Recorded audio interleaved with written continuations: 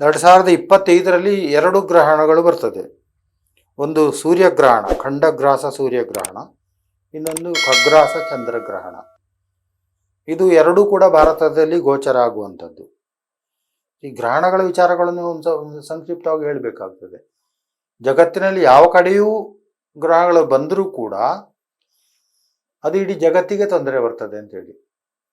ಎಲ್ಲೋ ಅಮೆರಿಕದಲ್ಲಿ ಅಂತ ಹೇಳಿದೆ, ನಾಳೆ ಇಲ್ಲಿಯೂ ಕೂಡ ಅದರ ಪರಿಣಾಮ, ಸುನಾಮಿಗಳು, ಭೂಕಂಪಗಳು ಇಂಥದ್ದೆಲ್ಲ ಸಂಭವಿಸ್ಬೋದು.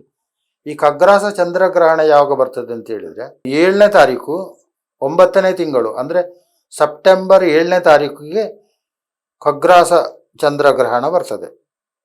ಪೂರ್ಣ ಚಂದ್ರಗ್ರಹಣ 9:57 ಪ್ರಾರಂಭ ಆಗ್ತದೆ, ಪುಣ್ಯಕಾಲ. ಈ ಗ್ರಹಣ ಕಾಲದಲ್ಲಿ ನಾವು ಏನು ಮಾಡಬೇಕು ಅಂತ ಹೇಳುವಂಥದ್ದು ಕೂಡ ಒಂದು ಸಂಕ್ಷಿಪ್ತವಾಗಿ ಹೇಳ್ತೇನೆ.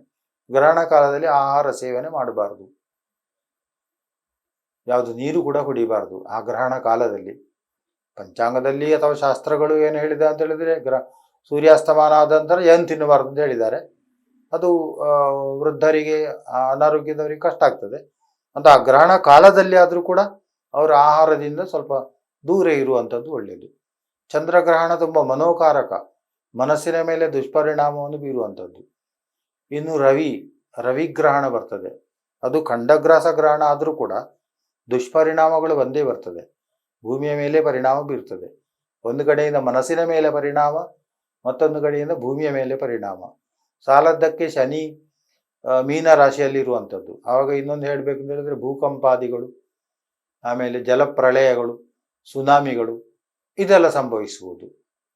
ಆವಾಗ ಇದನ್ನೆಲ್ಲ ತಪ್ಪಿಸಲಿಕ್ಕೆ ಸಾಧ್ಯ ಉಂಟು ಅಂತ ಯಾರೋ ಕೇಳ್ಬೋದು. ಇದನ್ನೆಲ್ಲ ಜ್ಯೋತಿಷ್ಯರಿಂದ ತಪ್ಪಿಸಲಿಕ್ಕೆ ಸಾಧ್ಯ? ನಾವು ದೇವರಿಗೂ ಸಾಧ್ಯ ಇಲ್ಲ. ಇದು ಒಂದು ಸ್ಥಿತಿ ಇದು. ಆದರೆ ಇದರಿಂದ ತೊಂದರೆಗಳಾಗದಂತೆ ನಾವು ರಕ್ಷಣೆ ಮಾಡಿಕೊಳ್ಬೋದು. ಅಲ್ಲಿ ಒಂದು ಅಪಾಯ ಉಂಟು, ಅಲ್ಲಿಗೆ ಹೋಗೋದಿದ್ರೆ ಆಯಿತು, ಇಂಥದ್ದೆಲ್ಲ ನಡಿಬೋದು. ಲೇಟೆಸ್ಟ್ ಹಾಗೂ ಇಂಟ್ರೆಸ್ಟಿಂಗ್ ಸುದ್ದಿಗಳಿಗಾಗಿ ಬಾಸ್ ಟಿವಿ ಕನ್ನಡ ಚಾನೆಲ್ನ ಸಬ್ಸ್ಕ್ರೈಬ್ ಮಾಡಿ. ಹಾಗೆಯೇ ಬೆಲ್ ಐಕಾನ್ ಪ್ರೆಸ್ ಮಾಡಿ. ಇದರ ಜೊತೆಗೆ ಫೇಸ್ಬುಕ್, ಇನ್ಸ್ಟಾಗ್ರಾಮ್, ಎಕ್ಸ್ನಲ್ಲೂ ಮಿಸ್ ಮಾಡದೆ ಫಾಲೋ ಮಾಡಿ.